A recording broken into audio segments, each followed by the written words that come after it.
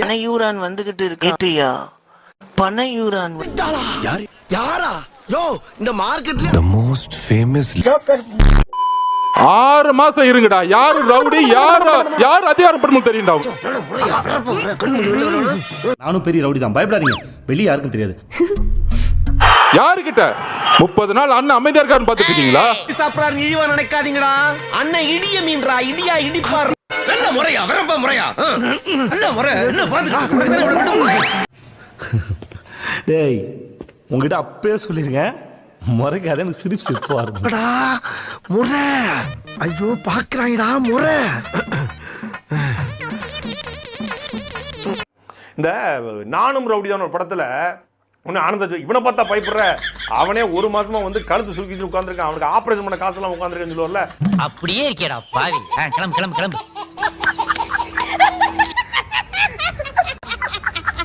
ஏண்டா 1 மாசமா துக்கத்துல சாப்பிடாம தூங்காம மெலிஞ்சு போயிட்டான். நானுங்க இவன் என்னடா பொறி உருண்டை மாதிரி பெருத்து வந்திருக்கான். நீங்க ரவுடி எல்லாம் இல்ல, நீங்க ஃப்ராட்.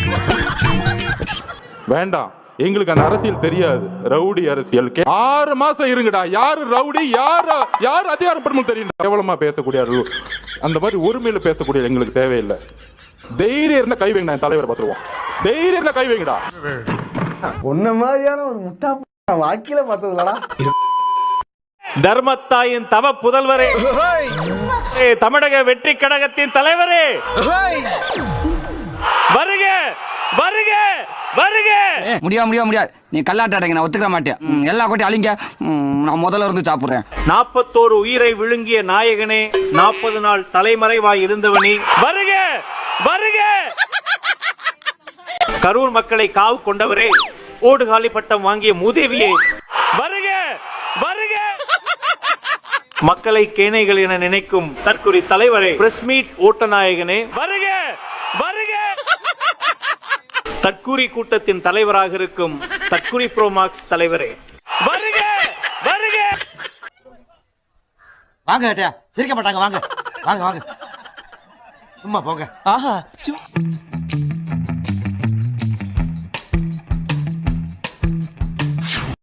இந்தியாவிலேயே நம்பர் 1, இந்தியாவிலே நம்பர் 1 யாரு? யாருக்கிட்ட விடுற? அதிகமான சம்பளத்தை விட்டுட்டு. ஏப்பா அப்படியெல்லாம் ஒண்ணு இல்லையே. இந்தியாவில அதிக சம்பளம் வாங்கக்கூடிய நடிகர் விஜய்னா ஷாருக் கான் யாரு? சும்மா நிக்கிறீங்க, சொல்லி தொலைங்கப்பா. நீ டக்குனு பெர்ஃபார்மன்ஸ் பண்றியா பாரு, சக நடிகரால ரியாக்ஷன் கொடுக்க முடியல. விஜயினுடைய சம்பளம் படிப்படியாக விஜயினுடைய மேனேஜர், விஜய் ப்ரொடியூசர் இவங்களாலே உருவாக்கப்பட்டிருக்கு. உன்னை விசாரிச்சு பார்த்துமே, நீ ஒண்ணு இல்லையாமே, சும்மா அள்ள கட்டி அலைஞ்சிருக்காமாப்ல. என்னுடைய அமைதியின் மூலமாக தமிழகத்தில் முதல் முறையாக ஒரு மௌன புரட்சியை உருவாக்கி. அதான் சிட்டிங் எல்லாம் ஒரு சைஸா இருக்கா? லிட்டரலி எனக்கு அவரை பார்க்கும்போது ஜோக்கர் மாதிரி இருந்துச்சு. சிரிப்பு தான் உங்களை பார்த்தா வருது, உங்களை பேசினாலே வருது. பொதுச் செயலாளர் ஓடிவிட்டார், நிர்மல்குமார் ஓடிவிட்டார். யாரு ஓடுனது? தூரமா நிக்கிற கிட்ட வாயா. ஏங்கண்ணே ஓடி ஒளியாம என்ன ஊருக்கு போயிட்டீங்களா? என்ன சொன்னா எல்லாம் கேட்டேன். அவளாச்சு சாப்பிட்டா சொன்னா, நீ ரணகலமா சொல்லி என்ன உசு பெத்தி அளவப்ப. ஓட்டாங்க, தலைவர் ஓட்டார். யாரா ஓடுனது? உன் பக்கத்துல ஒருத்தன் உட்கார்ந்துருக்கான்ல, அவன் தான் ஓடி போனது. 2 நாள்ல கடந்துட்டு போயிருக்கலாம். அதை ஏன் 30 நாள் வரைக்கும் அமைதியா இருக்கீங்க? ஏன் உறவுகள், ஏன் குடும்பம், எங்க அம்மா எங்க அக்கா செத்தா நான் 30 நாள் வீட்டை தாண்டா இருப்பேன். இப்பதானே உன்னை பார்த்துட்டு பேக் டோர் வழியா ஏறி வர, அதுக்குள்ள அருள் தர ஐயப்பன் பார்ட் எடுக்கிற. துக்கன் தொண்டையை அடைச்சி எங்க போனாரு? டேராடூன்ல போயிட்டு விளையாட போயிட்டாப்ல. முதல்ல மூஞ்சில் இருக்க எச்சயத்தோட எச்சயத்தோட தாண்டா கண்ணில் வச்சு அழுகுறாம நடிக்கிறேன்.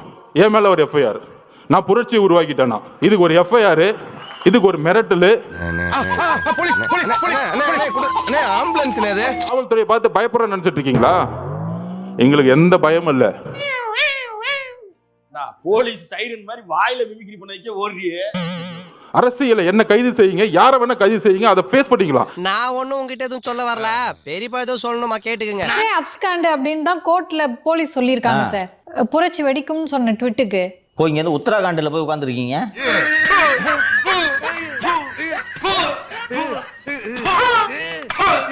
அத்தனை பேரும் தலைமறைவு. இதான் உண்மை. அதான் சொன்னேன், வாட்ஸ்அப் குரூப்ல இருந்து வெளில போனாங்கன்னு சொன்னேன். உங்களோட தைரியம் என்னன்றது தெரியாது. எவ்வளவு கேவலப்படுத்துறாங்க பாரு, எவ்வளவு அசிங்கப்படுத்துறாங்க. என் மேல எஃப்ஐஆர் போடுங்க, எங்க பொதுச்செயலாளர் அரெஸ்ட் பண்ணி உள்ள வைங்க, நாங்க எதிர்கொள்ளுவோம். எங்களுடைய ஒரே ஒரு தொண்டை மேல கை வைங்க.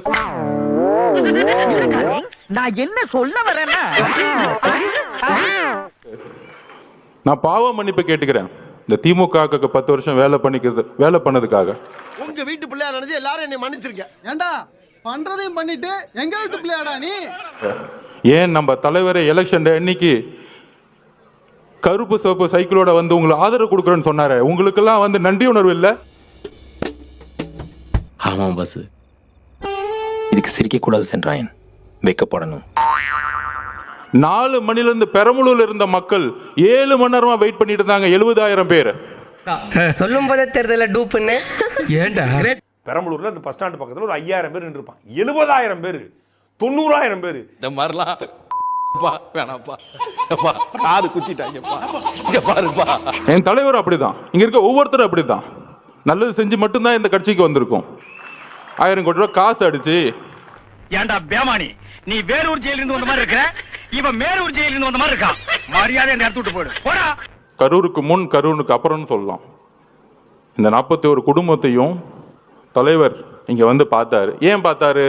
போலீஸ்ல அவங்க புகார மாத்தி கொடுத்துருவாங்க. விஜய் தான் காரணம்னு சொன்னா விஜய் வாழ்ல நல்லா சிறையில தான் இருக்கும். பேசுறப்ப உனக்கு வேடிக்கை ராஸ்கல் வேடிக்கை பாக்குறீங்க. எங்களுக்கு அவரை பத்தி உங்களுக்கு தெரியாது, அதிகமா பேச மாட்டார். தலைவர் விஜய் அவர்கள் தான் செயல். தம்பி காமெடி வேண்டாம், நான் சொல்லிட்டேன். நானு காமெடி பண்ணாதன்னு சொல்லியிருக்கேன் நானு. போட்டி 1977க்கு அப்புறம் 26% இன்னைக்கு தாண்டின ஒரே கட்சி நம்மளுடைய தலைவர். உனக்கு என்னப்பா, நீ பைத்தியம், நீ என்ன வேணாலும் சொல்லுவ, நாங்க அப்படியா? 26% ஓட்டு இருக்கு. எப்படி இருக்கு? பெரிய டாக்டர் பல்ச புடிச்சு பாக்கலாம். மஞ்சமாக்கா 26% வச்சிருக்கோம், 26% வச்சிருக்கோன்றீங்களே. பேப்பர்ல 48% கூட எழுதிக்க. என்னப்போ ஓட்டு எங்க? ஒவ்வொரு சனிக்கிழமை அன்னைக்கும் நம்பர் 1 சேனல்ல 1,20,00,000 பேர் பாக்குறாங்க. நீ பார்த்த சோசியல் மீடியா வந்த பிறகு தொலைக்காட்சி பார்க்கக்கூடிய எண்ணிக்கை குறைஞ்சிருச்சு. நம்பர் 2 புதிய நம்பர் 80,00,000 பேர் பாக்குறாங்க. இவனுக்கு ஒரு சீட் எடுத்து பாருங்க ஐயா, வெறும் பொய்யா சொல்லிக்கிட்டு தெரியலாம். அமைதிக்கு பின் புயல் வரும். இப்ப புயலுக்கு பின் அமைதி வரும்னு சொல்லுவாங்க. இப்ப புயலுக்கு ஏன் இப்படி வளர்ற? கோயிலுக்கு போனோமா ஊருக்கு புறப்பட்டோமான்னு இருக்கணும். குமாரசாமி காலேஜ்ல இருந்து 5000 ஸ்டூடெண்ட்ஸ் ஓடி வருவாங்க. எதுக்கு உன காரி துப்புறதுக்கா? ஆயுத எழுத்து படம் பார்த்திருக்கீங்களா? மணிரத்னம் சார் எழுதியிருப்பாரு, இளைஞர் புரட்சி. அந்த புரட்சி தான் 26ல உருவாகிட்டு இருக்கு. அட மலக்குறங்க, படத்துல வர்றதான் புரட்சியா? இந்த ஈரலுக்கு தான் நீ மிலிட்டரி சொல்லியா? போயிரு இல்ல ஓங்கா வெட்டி இங்க பாக்கறது. மக்களுடைய இறப்புக்கு இன்னும் எங்களுக்கு வலி இருக்கு, அந்த உணர்வு எங்களுக்கு இருக்கு. இப்ப எழுதில நாங்க பேசல, மனசுல இருந்து வருது. என்ன அப்படி பாக்குறீங்க? என் மேல சந்தேகமா உங்களுக்கு?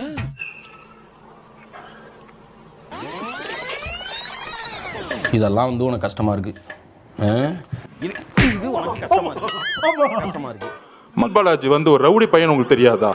6 மாசம் இருங்கடா. யாரு ரவுடி, யாரு அதிகாரம் பண்ணணும் தெரியும்டா. 6 மாசத்துல நீ நல்லாச்சு கொடுக்க வரலையா? ஃபார்ம் ஆயிட்டேன். இன்னைக்கு காலையில இருந்து மறுபடியும் ஃபார்ம் ஆயிட்டேன். சரி நீ பண்ணு. ஏடா கமெண்ட்ல எல்லாம் காமெடியா இருக்குன்றாங்க, நீ ரவுடியா ஃபார்ம் ஆக போற. யாருக்கிட்ட 30 நாள் அண்ணன் அமைதியா இருக்காருன்னு பாத்துட்டு இருக்கீங்களா? அசிங்கமா திட்டிடுவேன், கெட்ட வார்த்தையெல்லாம் அந்த மாதிரி திட்டிடுவேன். செப்டம்பர் 28 முடிஞ்சு 45 நாள் ஆச்சு. 45 நாள் கழிச்சு வந்து அடிங்கடா. உன்னை யார அடிப்பா? தைரியம் இருந்தா கை வைங்கடா, என் தலைவரை பார்த்துருவோம். தைரியம் இருந்தா கை வைங்கடா. இவங்க சிபிஐ என்கொயரி போட்ட பிறகு, உச்சநீதிமன்றத்தில் ரிலாக்ஸேஷன் கிடைச்ச பிறகு, ஏண்டா டேய் நீ எல்லாம் ஆம்பளையா? இந்த பைத்தியம் எங்கடா கத்துக்கிட்ட? பாஜக கொழுவி நாங்க பாத்துக்கிறோம், நீங்க அடிங்க அப்படின்னு பாஜக சொன்ன பிறகு இப்போ வந்து தொடரா பார்க்கலாம். உனக்கெல்லாம் வெக்கமா இல்லையாடா? இதுக்கு பேர்லாம் பைத்தியலடா. இனிமேல் கோயில் பக்கமே வராத போடா. மக்கள் முன்னாடி அழுது கண்ணீரை சேர்ந்து எனக்கு என்ன கண்ணை கை வச்சுட்டா முடிஞ்சிருச்சு, அவ்வளவுதான். அப்படியே பிடிக்க ஆரம்பிச்சுட்டா. 9 மணி நேரம் கண்ணீர் விட்டு சிந்திய ஒரே தலைவர் எங்களுடைய தலைவர். எதுக்குன்னு தெரியல எனக்கு, எதுக்குன்னு தெரியல. எனக்கு வந்து ஒரு பிரச்சனை அப்படின்னு நீ அழுற, நீ அப்படின்னா கண்ணீர் என்பது கோழைகளின் ஆயுதம்.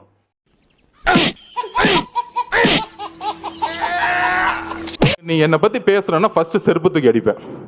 கலைபுரம் பண்ணி பேசாம கிளம்பணும். இது செருப்ப கழட்டி வீசினது இன்னொரு கட்சி வீசின்னு அவர் நம்பிக்கிட்டு இருக்காரு, நம்ப வைக்க பாக்குறாரு. அது உலகத்துக்கே தெரியும். சொன்னதே சொல்லிருக்கானே மண் செட்டி மண்டையா, அதான் மாட்டீங்க. இன்னும் ஏன்டா போய் சொல்லிருக்கிற? இருக்கு, வந்துட்டாரு உங்க அப்பா. சிபிஐ வந்திருக்காங்க, டெல்லியில இருந்து வந்திருக்காங்க. உங்க அப்பன் சிபிஐங்கிறாப்ல. இந்த சிபிஐ தான் இதே ஆதவர்ஜுனா. சிபிஐங்கிறது பாஜக கூட கைப்பாவீங்கன்னு தேடுறேன். இல்ல இங்க சந்திரன் ஒரு மானஸ் இருந்தா அவன் எங்கேன்னு தேடுறேன்.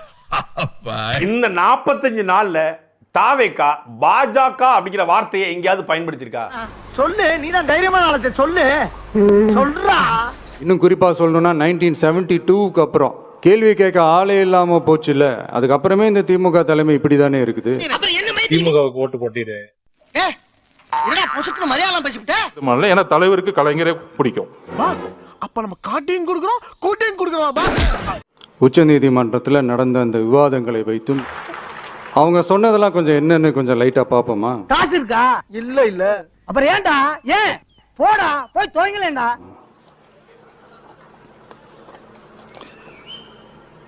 The comments அது ஒண்ணு இல்ல, கீழே போட்டுரு.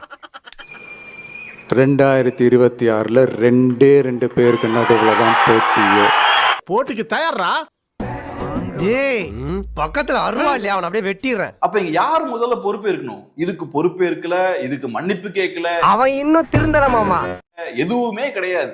ஸ்ட்ரைட்டா ஜஸ்ட் ஒரு 30-40 செகண்ட்ஸ் ஒரு இன்ட்ரோ மட்டும் கொடுத்தாச்சு, அவ்வளவுதான். அந்த 41 பேருக்கு அவ்வளவுதான். நீ மாறவே மாட்டியாடா. அது எப்படிப்பா உடம்போட ஊர்னது மாறும்? உப்பு தண்ணில ஒரு வாரம் உன்னை ஊற வச்சு 4 தட்டு தட்டினா எல்லாம் மாறிடும். 100% வெற்றி நமக்கு. இப்படியே பேசிட்டு இருந்தா உனக்கு பைத்தியம் தானா பிடிக்கும்? பைத்தியம்.